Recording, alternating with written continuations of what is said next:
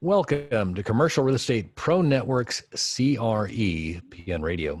Thanks for joining us. My name is Jadern Gross. This is the podcast focused on commercial real estate investment and risk management strategies. Weekly, we have conversations with commercial real estate investors and professionals who provide their experience and insight to help you grow your real estate portfolio. Today, my guest is Johnny Merritt. Johnny is an equity partner of Hajjar Peters LLP. He's an attorney with over 3 decades of experience in complex corporate and real estate matters. And in just a minute, we're going to speak about how a on-demand fractional general counsel relationship can work for you.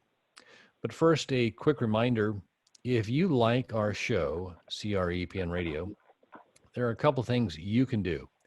You can like, share, and subscribe. And as always, we invite you to leave a comment. We love to hear from our listeners. Also, if you'd like to see how handsome our guests are, be sure to check out our YouTube channel at Commercial Real Estate Pro Network on YouTube. And while you're there, please subscribe. With that, I want to welcome my guest, Johnny. Welcome to CRE PN Radio. Thank you so much for having me. It's exciting for me to be here. Exciting for me to talk to somebody from Austin to Oregon. It's what great opportunities we have to share information. It's going to be good. I'm looking forward to it. Before we get going, Johnny, if you could take just a minute and share with the listeners a little bit about your background. I've been an attorney since the late 80s, as you can probably tell from my gray hair, and I graduated from law school in the late 80s. Wanted to be a transactional lawyer. Was focused on being a transactional lawyer, and I graduated and accepted a job at a transactional law firm. And the savings loan crisis hit the late 1980s. And shockingly, the federal government hired the law firm I was going to work for to handle directors and officers liability cases all over the nation.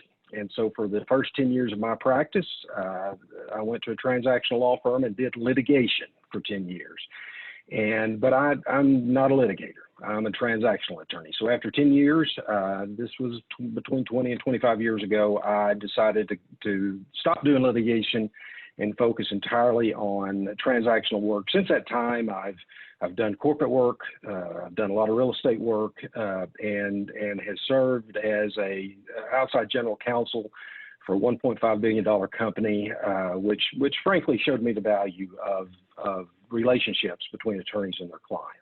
So for the last 20, 25 years, I've done real estate, corporate work, and kind of been the go-to guy for businesses who need help with their transactional work. Gotcha. That's an interesting introduction into the legal profession there, the crash and going and litigating the directors and officers type claims. It's funny. I was just trying to think of it as you were saying. Your background wanting to be transactional, but yet ended up litigating. Is it not kind of a thought that if you don't have your transactional paperwork set up properly, that one of the reasons to have the transactional paperwork and all the contracts set up is to avoid the litigation? Is that not?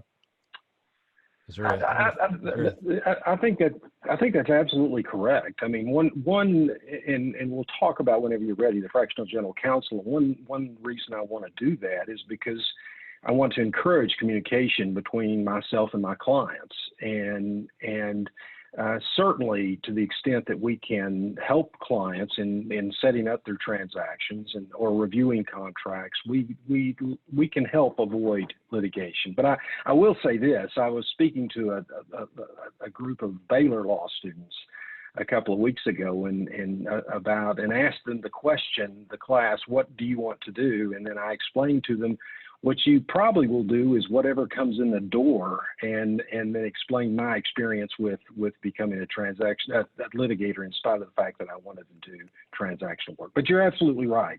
The goal, frankly, after being in litigation for 10 years, I don't like litigation. And so my goal is to help clients avoid that, frankly, at all costs if we can. I would think also, having had that experience, like you said, wanting to help people avoid that, it would give you some insight as to,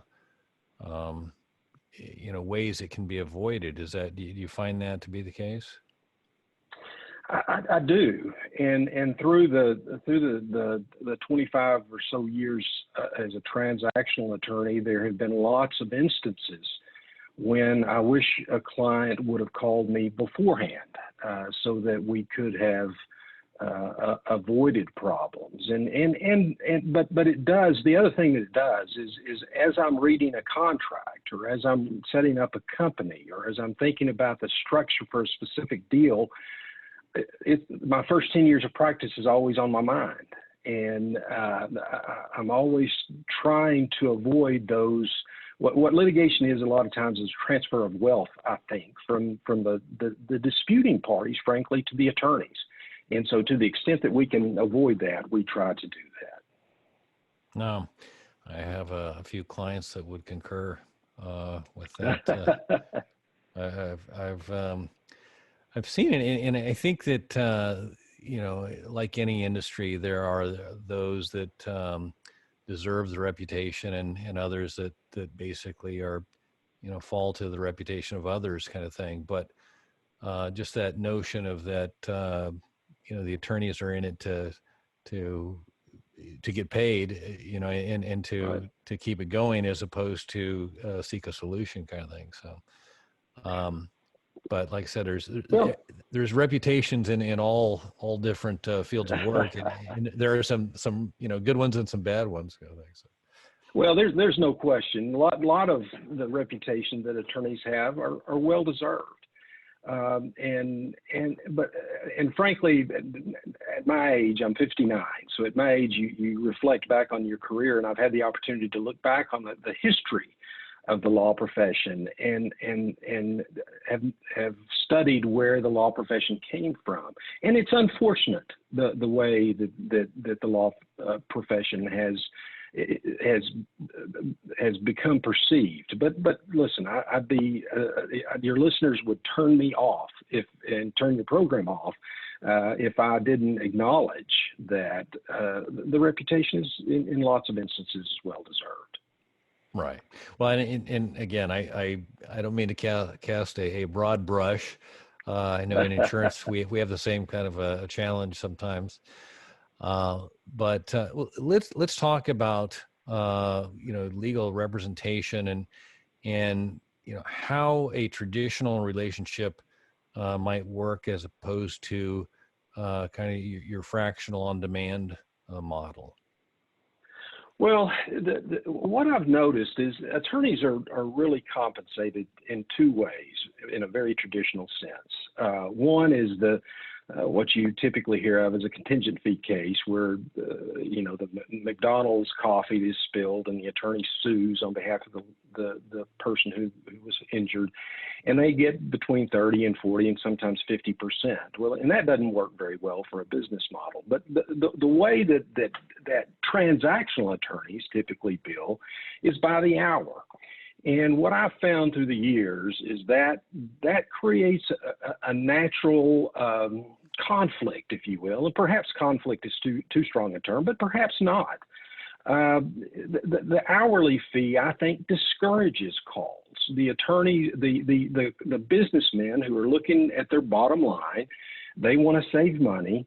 They want to budget for things, and as they look at this contract, they think to themselves, "I can call my attorney, but they're going to start their clock, and their clock is going to start ticking. And for what seems like a minute or two call, I may get $150 bill." And frankly, attorneys, particularly in the real estate arena, we don't provide sexy drawings, things that architects provide, or plans where they set out things that a real estate person loves to see. what we are doing there typically is just an expense. So I started thinking many years ago, how can we change the paradigm? How can we put the attorney on the same side, if you will, with the client? And as I said at the beginning, I've been essentially an outside general counsel for a $1.5 billion company for over 20 years. So I started with them, just charging them a monthly fee. And for that, we have an engagement letter that sets out what typically an in-house general counsel would do. And so the business can budget for that. And then frankly, we encourage calls. And I think about the old cell phone example where you have free minutes. You know, they're not actually free. But what we found through the years is that this relationship actually encourages the clients to call the attorney, and frankly, the attorney wants to promote the business, and so I think in a very simple sense, it just puts the attorney and the business more in a partnership arrangement where they're working together to accomplish the same things. So that's kind of a general introduction of what we are doing. That makes a lot of sense. I know, there are those things that I'm resistant to do, and I know others. Just like you were saying, the budgetary concerns or just the unknown. And a lot of times in legal things, if you sit on it or wait on it, it's not going to get better. And I'm assuming that your model has allowed you not only to build that relationship, but also to kind of nip things in the bud before they kind of fester and become something that's a little bit more challenging. Do you find that to be the case? You're directly on point. And you used a word that is just critical, and that is relationships. In this type of concept, we develop long-term relationships with our clients. We get to know their businesses. We get to know what they like. And frankly, legal issues are just a small part of the formula for success of a business. And so, although we partner with them, we also understand how to stay in our lane. And we also understand that ultimately we may give them our clients advice on what the consequences of certain actions or decisions may be, but ultimately it's up to the client to decide what's in the best interest of our operation going forward from a legal standpoint. So yes, we're able to nip things in the bud. We're able to assist in structuring things and putting puzzles together so the business operates properly. And the other thing I might say is, to the extent we do something and we operate for a while and we determine, you know what, this is creating a little too many headaches for the CFO of the business, we can then go in and alter things and make things work better for the business. Oh, so that's always a good thing. So let me ask you, so the historical model has been call the attorney and then get the bill based on the time spent. And like you said, it always feels like you had a 2-minute call, but you're not totally aware of all the time they spent after you hung up, kind of thing, and what shows up on the bill. Your model, I'm assuming, just kind of, can you explain how you come up on the pricing? Because I'm assuming if you got a smaller firm versus a larger firm, is there a kind of a arithmetic or some sort of a formula there for how you determine whatever that rate would be? We do. We still keep we record our hours just as if we were billing per hour. Let me digress a minute and say one thing that I love about this system is the hours aren't always the best measure of good lawyering. For instance, I was working on a corporation the other day that involved a professional entertainer. And so I wanted to make some changes to that corporate agreement that would be more appropriate for that professional that your listeners would know if I were to tell them. But the fractional allows me flexibility to spend more time to do things. But to answer your question specifically, we still keep our hours. And every month we send a statement that includes time entries of everything that we've done, and then there's a flat fee at the bottom. And what we have found is that the clients, I like it better when the clients are getting a better deal, when they're actually getting a discount. But what we have seen through the years, and this is it's I guess it's to some extent it's selfish, but it just works this way. As the clients understand the value of the service we provide, they use us more. And so what we do is every 6 months we audit each of our clients' accounts.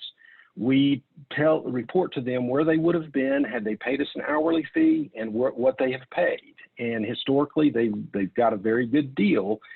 But we ask for adjustments, not to equal the hourly fee, but just because they're using us more. So very transparent, so that the clients know exactly how it compares to what they would be paying if they were paying the hourly fee. So kind of like I'm thinking I think it's maybe our gas bill or something like that. We have that kind of a level pay kind of a thing where you get the right. The year end. I remember the first year we bought a house, and the winter months came and the heat went on and the bill went, through the ceiling kind of thing. And we called and got on with level pay. It was like something was spread out a little bit more, and it adjusts annually, right? Kind of thing. Right. But I think the important thing that I recognize, and it sounds like you've touched on, is it just the ability to budget for that and not have that reluctance to call the professional that can help you navigate something before it becomes something that it shouldn't have. That's exactly right. I mean, a lot of our clients have big transaction. It takes a lot of time that month. They're going to get a really good deal, and frankly, I like that. I don't care what business you're in. You want those people who are interacting with you to feel that they've got a good deal, they've got value, and I love that. And so the fact that we may be substantially less on months on what our what our hourly fee would be, frankly, that doesn't bother me. It thrills me because that just shows we're providing good services to our clients for good value. Right. So let me ask you, with the way you're set up and talking about relationships and that, and I guess this would be kind of like even a value kind of a question. The law changes. It seems like it's constantly changing. Are you able then to communicate this on a more regular basis to your clients to advise what the changes are, how they will affect them, or what is that part of this as well? Yes. If we see a development in the law, for instance, let me give you an example. The PPP loans, when COVID hit and the PPP loans became available, I read that legislation very, very carefully. And because I wanted to see whether that was something that I should recommend to my clients. And frankly, we sent an email to all of our existing clients relating to the advantages and disadvantages of that loan and that loan program. And frankly, we wanted to do it very quickly because as your listeners will recall, the first amount that was authorized was used up very quickly.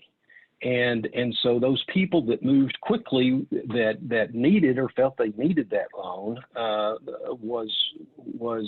were able to. I don't know any of my clients that were unable to get it if they wanted it. And so that's a good example of the services we try to provide to our existing fractional counsel clients. Yes, good question. Thank you. Well, and even with that, as I recall, there was a question about taxable, not taxable, or I don't remember. There was some.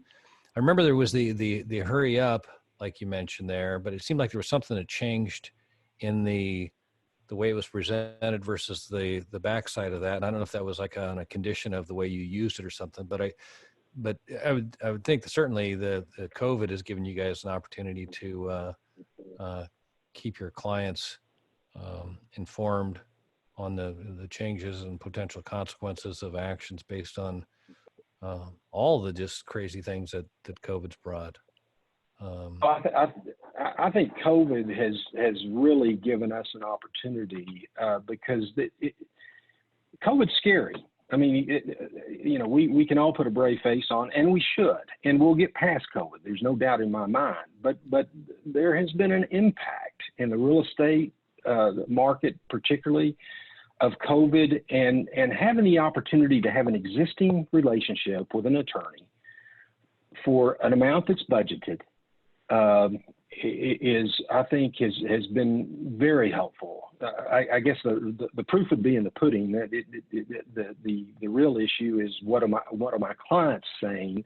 But I think that they would say that having that relationship. One of my biggest clients is in the food industry, and gosh, we were trying desperately to deliver food to grocery stores, and I wrote an article, and there's, as attorneys, we don't often get to say very specific things. There's always issues, but I was able to say, write a sentence that for the first time I knew was absolutely true. And what that was on this specific COVID issue, as a 30-year plus attorney, I have exactly the same amount of experience as every other attorney in the state of Texas. And so, but I think those existing relationships are helpful. Yeah, no, that's fascinating. Just how, like I said, the situation changes, and and I think the other thing that this applies to is just the realization of how the laws are formed. They're conceptual when they're passed, but they're not really tested until they get to the court or whatever. I mean, is that right? Well, and again, I got that great, very good question. That's another time I bring up the PPP loans. The PPP loan, the statute was very specific on who was eligible for those loans. And then after the statute was written, a lot of the politicians became concerned about some of the uses, some of those businesses that were eligible, frankly, under the statute. And so we were able to provide our clients, I think, very good counsel on not only what the law said, but then the politics that followed that. And of course, everything's exaggerated in COVID, but again, I think it provides a good example of the type of services that we like to provide to our clients. Thank you for asking that. Yeah. So you're based in Texas. Are you limited to Texas real estate type clients, or do you have clients all around? Can you speak to that? Well, of course, I'm only licensed in Texas. I do have clients from many other states, but for the most part, we limit our legal representation relating to Texas legal issues, and to the extent we need experts in or attorneys in other states, we'll call in other people. Gotcha. And the real estate market in Texas, I mean, I always think of Texas as kind of its own entity as far as economy and size, and just the ability to kind of be its own market. Any lack of activity going on in Texas right now? Oh gosh, have we got 6 hours for this program? It's fascinating. What's going on is fascinating. It's disturbing. It's great. It's all. I would say in a from a residential standpoint, I was talking to an appraiser the other day, and he said for the first time ever he's seeing both a seller and a buyer's market. He's never seen that, and that's because the prices are high but interest rates are low. So as a result of that is promoting sales.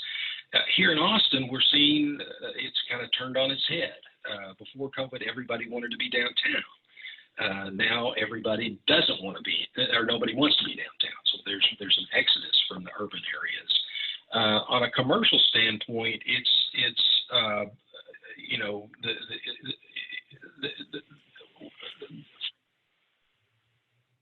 point.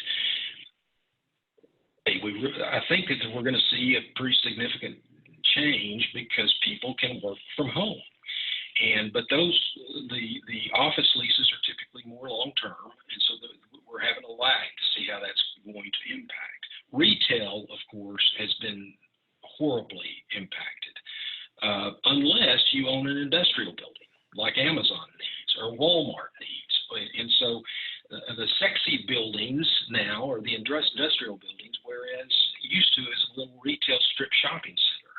And then also, I'll finish with this, the anchor tenants in the retail shopping centers have altered. Used to, it was the retail stores that carried those centers. Now it's the service stores, the nail salons, or the healthcare facilities, and those are carrying those retail shopping centers. So, but right now the economy is very strong.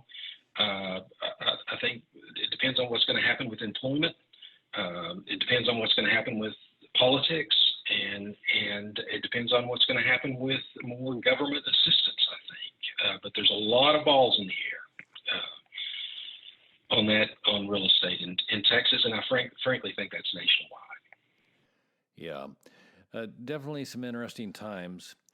Johnny, if we could, I'd like to shift gears here for a second. As I mentioned before we get started recording, by day I'm an insurance broker, and as such, we do risk management with our clients. And there's three strategies we typically consider.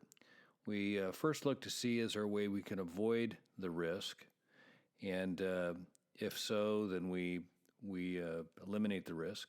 If we're unable to avoid the risk, we look to see if there's a way we can minimize the risk. And if we cannot avoid nor minimize the risk, then we look to see if we can transfer the risk. And that's what an insurance policy is. It's a risk transfer vehicle. And I like to ask my guests if they can look at their own situation. This could be their clients, investors, tenants, the market, etc. I let you identify what you consider to be the biggest risk. And for clarity, I like to make it clear I'm not necessarily looking for an insurance-related answer. And if you're willing, I'd like to ask you, Johnny Merritt, what is the biggest risk? Well, and I say this very sincerely, and this comes from my relationship with this $1.52 billion company that I've represented for over 2 decades. I think the greatest risk a business has is not having a good relationship with an insurance person. There are a couple of, as General Counsel, what you learn to do is you're a generalist. You provide those services that the business typically would need. You review contracts. You attend board meetings. You look at real estate transactions. But then you get calls on, for instance, intellectual property. But that's when you call in the expert. There are a handful of people that I rely heavily upon. One is accountants.